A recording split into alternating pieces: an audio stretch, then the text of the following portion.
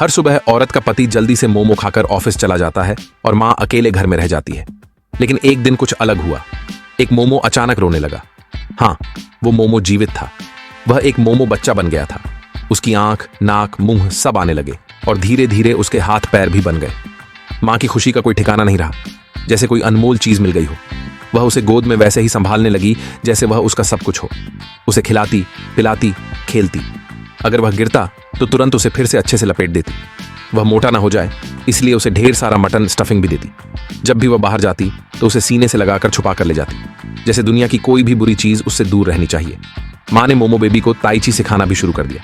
बचपन से ही उसे बेहतर जीवन की आदतें सिखाने लगी।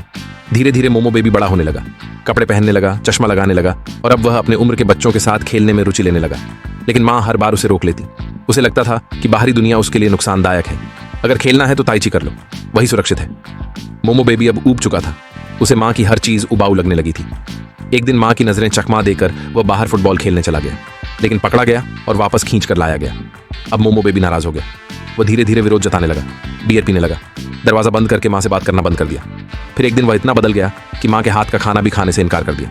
दोस्तों के साथ बाहर घूमने चला गया और फिर एक दिन वह घर एक विदेशी लड़की को लेकर आया और बोला कि हम लोग सगाई कर चुके हैं। माँ को जैसे झटका लग गया, ये सब बिना बताए और इतनी जल्दी। अब मोमो बेबी अपना सामान समेटने लगा, जाने की तैयारी करने लगा। माँ का गुस्सा फूट पड़ा। दोनों के बीच जोरदार बहस हुई। माँ इतनी भावुक हो गई कि गुस्से में उसने मोमो बेबी को उठाया और खा लिया। हाँ, उसे निगल गई। फिर वह अचानक रोने लगी। तभी उसकी नींद खुल जाती है और वह सच में रो रही होती है। पता चलता है कि मोमो बेबी असल में एक सपना था। असल में माँ का असली बेटा वापस लौट आया था। पति ने उससे मिलने का इंतजाम किया था। बेटे का चेहरा हूबहू मोमो जैसा ही लगता है। वही हेयर कट, वही शक्ल, वही था माँ का असली बेटा, जिसे वह हमेशा अपने पास रखना चाहती थी, जिसे वह नियंत्रित करना चाहती थी और जो धीरे धीरे उससे दूर होता चला गया था। बेटा माँ के लिए मोमो लाता है और माफी मांगता है। दोनों साथ बैठकर खाते हैं और रोते भी हैं।